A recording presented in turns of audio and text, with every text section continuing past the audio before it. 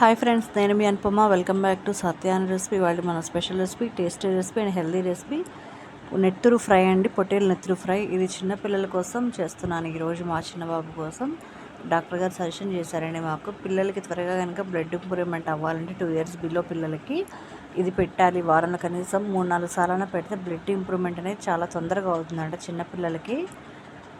ఎనిమిక్గా ఉన్న పిల్లలు, రక్తహీనత ఉన్న పిల్లలకి ఇది చాలా అంటే చాలా ఉపయోగపడుతుంది బ్లడ్ ఇంప్రూవ్మెంట్కి. ఇది ఎలా చేయాలో చెప్తాను చూడండి. మట్టి పాత్రలో ఆయిల్ పోసేసాను. మనకి పిల్లలకంటే ఏది ఎక్కువ కాదు, డెఫినెట్గా చేయండి. రాని వాళ్ళు కూడా ఈ వీడియో చూసి. ఇందులో పెద్దగా కావాల్సిన ఇంగ్రీడియంట్స్ అంటూ కూడా ఏమీ లేదండి. ఆయిల్ హీట్ ఎక్కిపోయింది. కరివేపాకు వేసాను, ఉల్లిపాయలు వేసాను. ఇవి కొంచెం పచ్చివాసన పోయే వరకు, గోల్డెన్ బ్రౌన్ కలర్ వచ్చే వరకు అలా ఫ్రై చేసుకుందామండి. మట్టి పాత్రలో వంటలు హెల్తీగా ఉంటాయి. వీలైన వంటలు నేను మట్టి పాత్రలను చేసి చూపిస్తానండి. మీరు డెఫినెట్గా ట్రై చేయండి. ఎలా అనేది నేను చెప్తాను.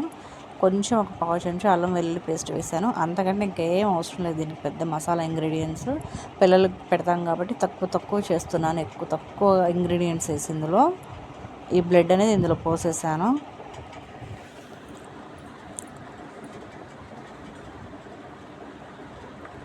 ఇదంతా బాగా కలిపేసుకుందామండి.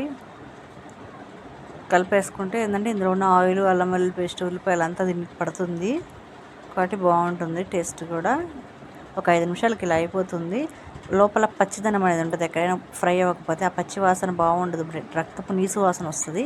కాబట్టి బాగా ఫ్రై చేసుకోవాలి అడుగంటకుండా. 1 teaspoon సాల్ట్ వేసానండి. దాన్ని బాగా ఒకసారి అట్లా కలిపేసుకుందాం.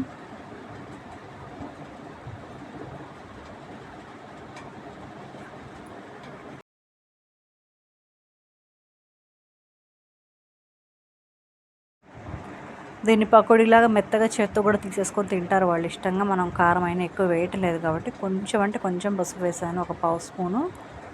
అది కూడా కొంచెం ఫ్రై చేసుకుందాం. పచ్చివాసన అనేది లేకుండా, నీసు వాసన వస్తుందండి. పచ్చిదనం అనేది ఉంటే అది లేకుండా చూసుకుంటూ ఫ్రై చేసుకోవాలి మనం, మాడకుండా అడుగు.